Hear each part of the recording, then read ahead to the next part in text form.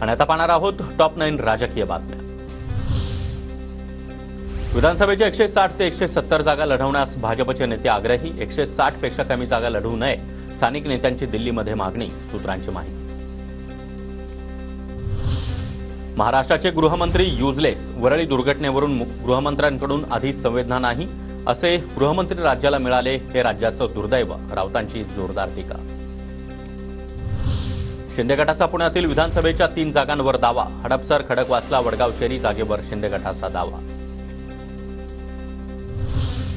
चंद्रपूरमधील 3 विधानसभा मतदारसंघांवर ठाकरे गटाचा दावा, वरोरा, चंद्रपूर आणि बल्लारपूरच्या जागेसाठी पक्ष आग्रही, जिल्हाध्यक्ष रवींद्र शिंदे यांचा भास्कर जाधव यांच्याकडे अहवाल सादर। अजित पवार गटाकडून बारामतीमध्ये होणाऱ्या जनसन्मान रॅलीचा टीजर जारी, 14 जुलैला अजित पवार गटाचा बारामतीमध्ये महामेळावा होत जोरदार शक्तीप्रदर्शन होणार। विधान परिषद निवडणुकीच्या आधीच लागले अमित गोरखे यांच्या विजयाचे बॅनर्स, पिंपरी चिंचवडमध्ये भाजप कार्यकर्त्यांची बॅनरबाजी।